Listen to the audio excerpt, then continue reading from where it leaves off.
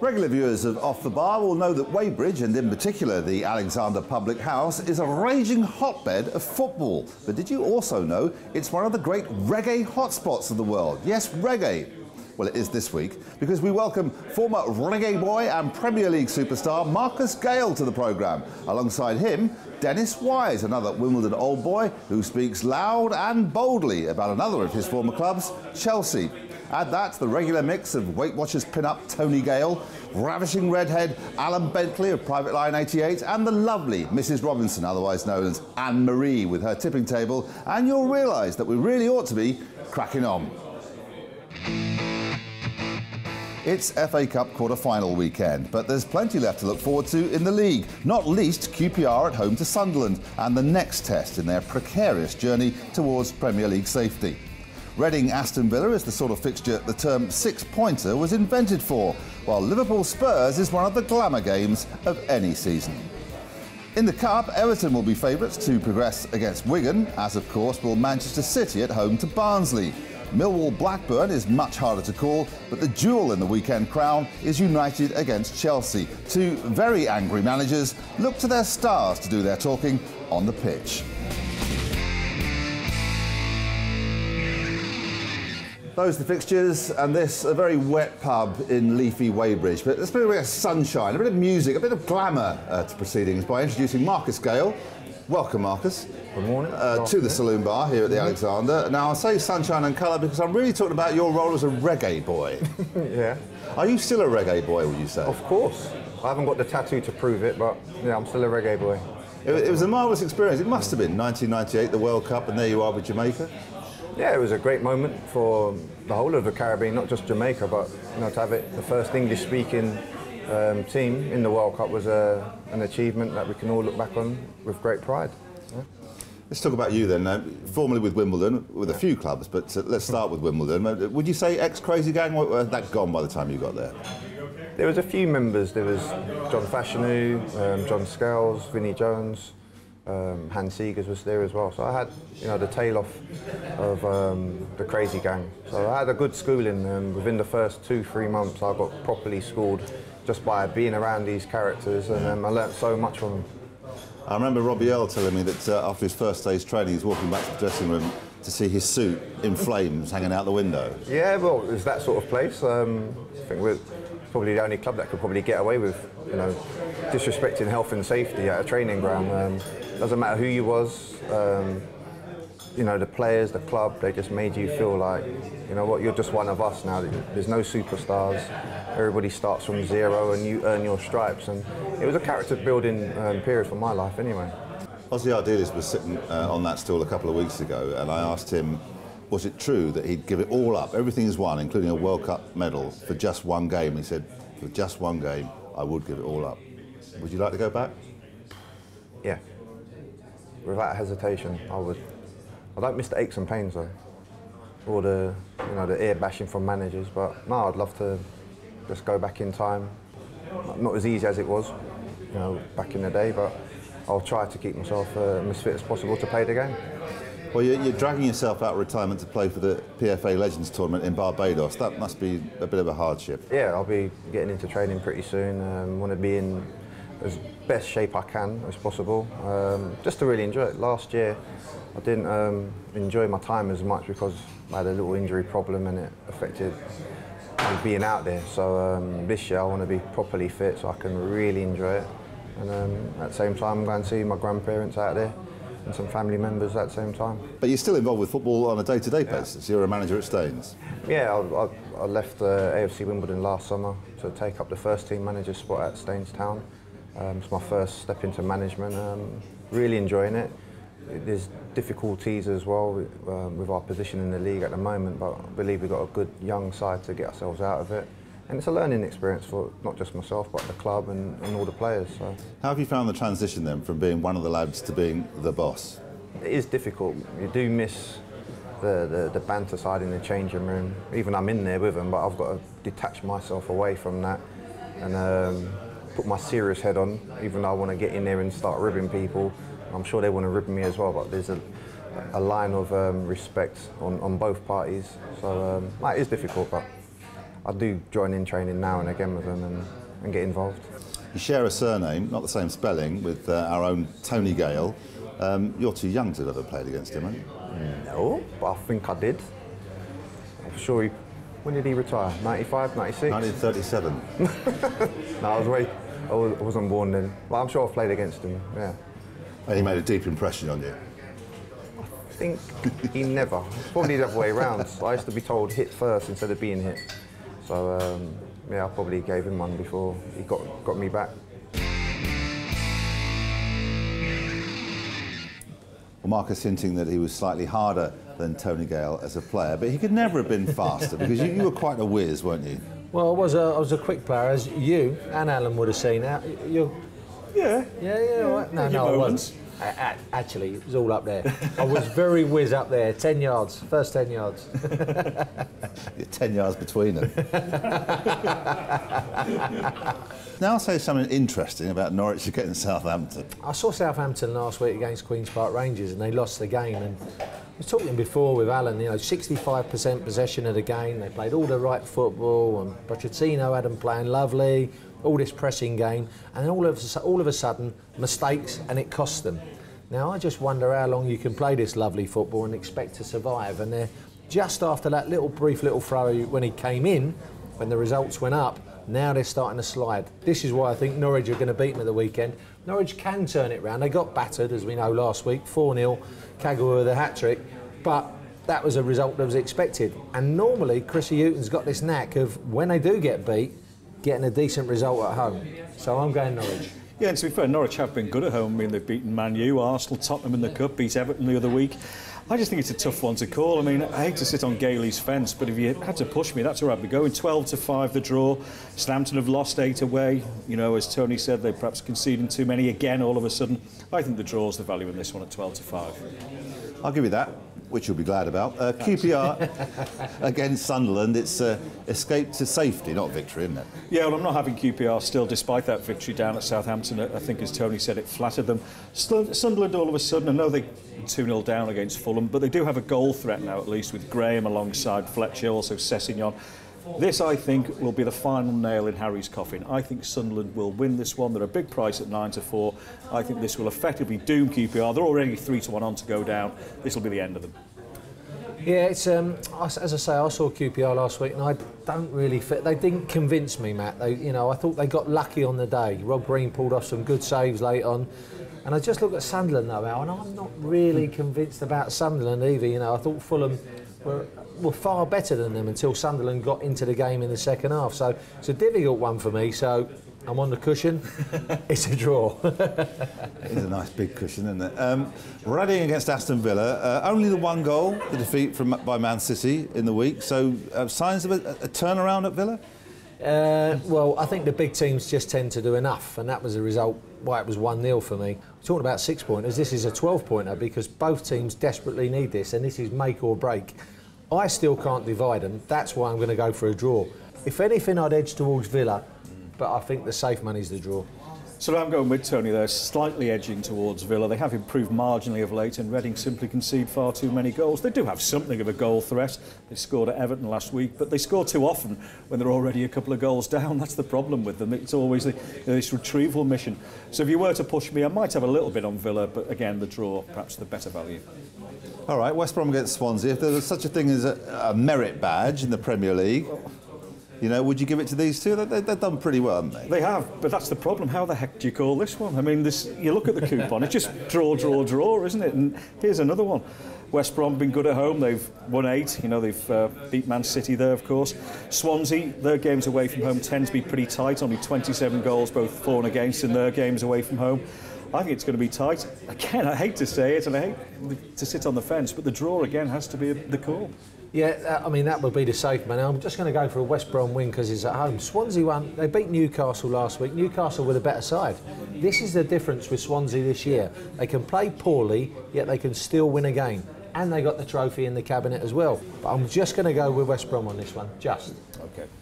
Can you split Newcastle and Stoke? Well, the only thing to me that's in Stoke's favour is the fact that Newcastle have had a long trip to Moscow on the Thursday night. Stoke have been woeful in recent weeks, just won 1 in 8, won 1 away from home all season.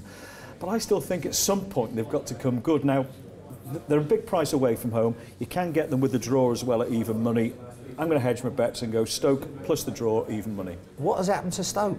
I mean, Tony Pulis has tried to change the style, and it's not that easy. You know, they try to play better football, they sign better class players, but I think it'll be going back to basics for Tony. I don't think it'll turn away from home because they're so poor. It'll be at home, so I'm going to go Newcastle. You worked for a short time as a motivator, didn't you? That didn't go Very too well. short. But can you get enthused about Liverpool against Spurs? I mean, it is the jewel in this weekend's crown. 100%. It's the best game of the weekend, including the FA Cup, as we'll talk about later.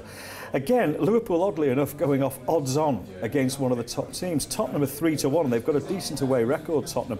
I just think it'd be interesting what Tony thinks. I just wonder about Tottenham's performance against Arsenal last week, whether perhaps they slightly got away with things.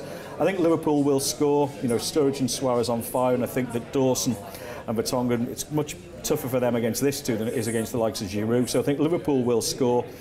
The bet for me, both teams to score. In the middle of a lot of big games for Spurs, they turned it round against Arsenal. They beat the Arsenal. They got Milan twice. They got Liverpool. Massive games coming up, and it's good because you've got to learn how to cope with big games in successive games as well. I would just slightly go with Spurs because of that 3-1. I'm just looking at it like Alan said, and I'm thinking Spurs 3-1. You look at Liverpool and you think, you know, if Bale gets at that back four, there could be problems. I'm going to slightly go for Spurs, and I hate saying it. Yeah, lead by cover of darkness. Mind you, they are without doubt the most successful London side in the league. You might have thought it would be Chelsea, but there are problems at Stamford Bridge, as we'll discover from Dennis Wise after the break.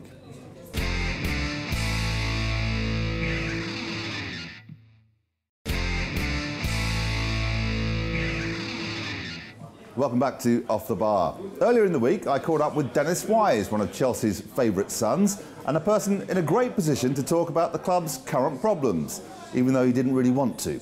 I want to start by asking what I think is the obvious question. It's what you think about your old side, Chelsea. What do you think about what's going on there? I think, look, at the moment Benitez has come out and said what he said.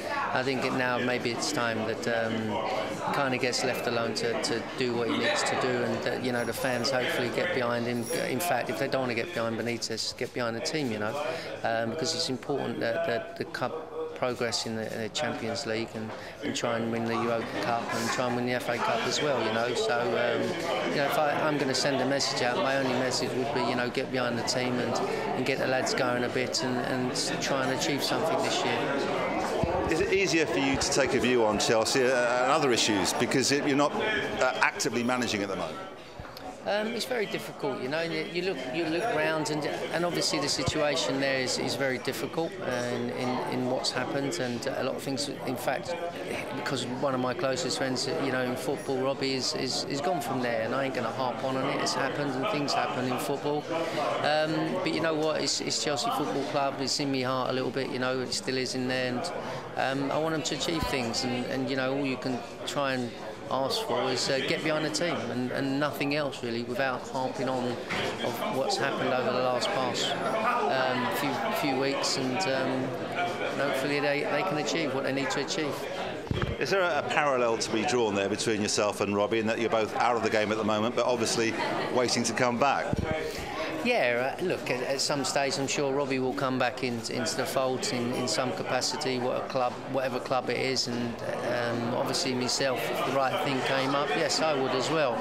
But you spend a bit of time away from it, and sometimes you look at it and you think, right, okay, what kind of position would I want to do, and you know, and what team, and it's as long as it was right, I think you would come back into it.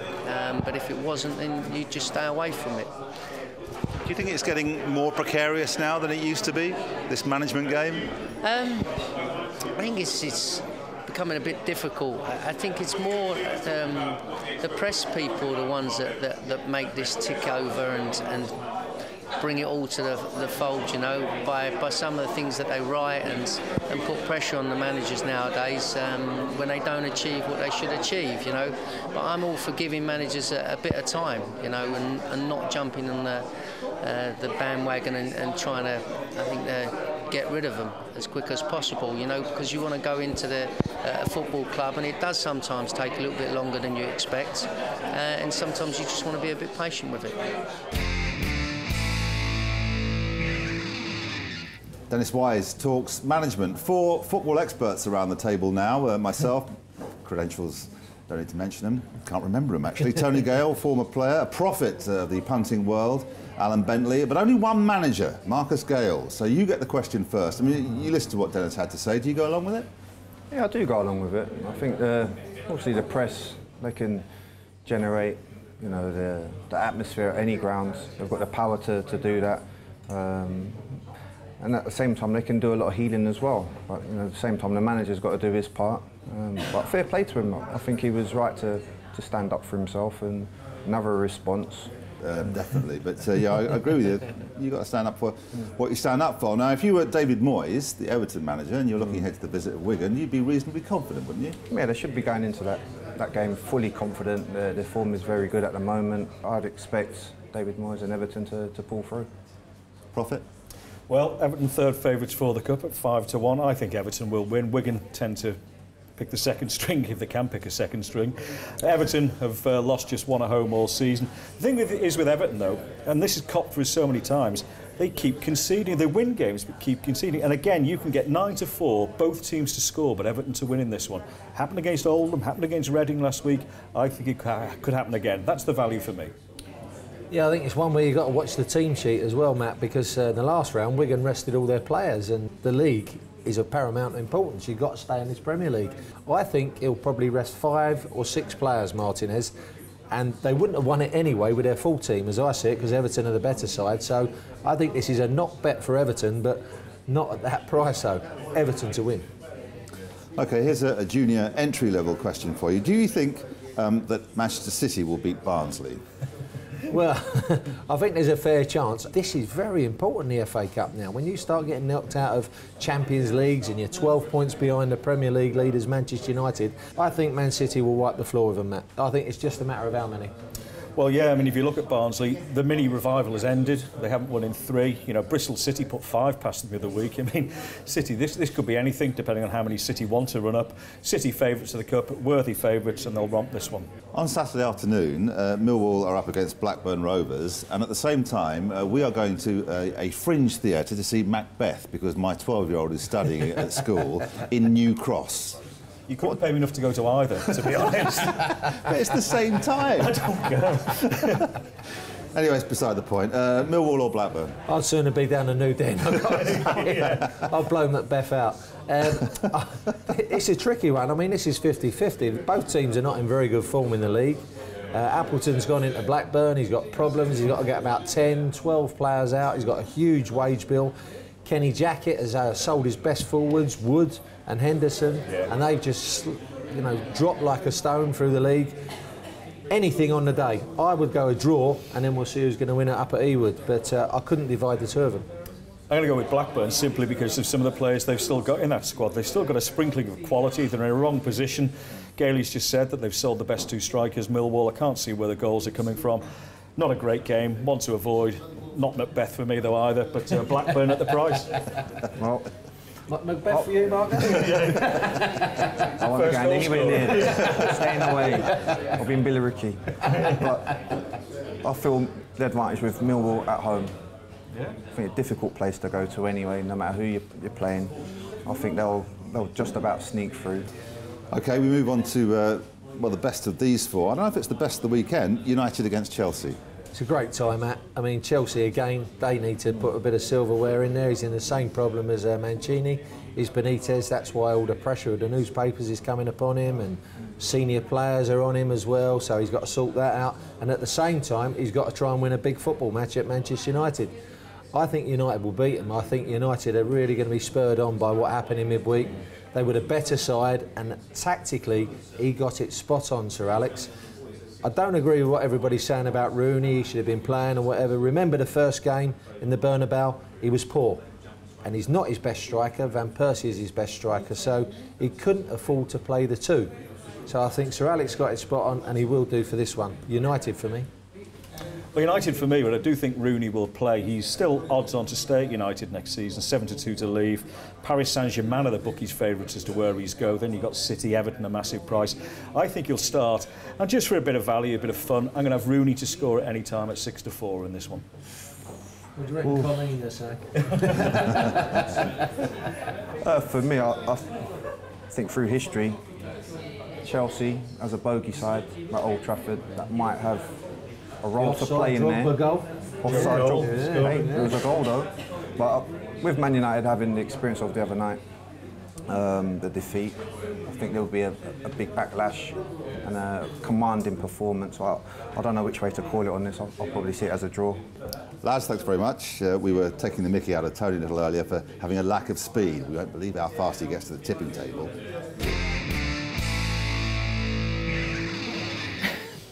That was quick, Tony. Well, I told you not to talk about our sex life on here, didn't I? OK, guys, you've just been talking about this week's fixtures. So what are your top three for this weekend, Alan? What's your three? Sunderland against QPR. I think Sunderland can win. They've got more of a goal threat. I think this could be the final nail in QPR's Premiership coffin.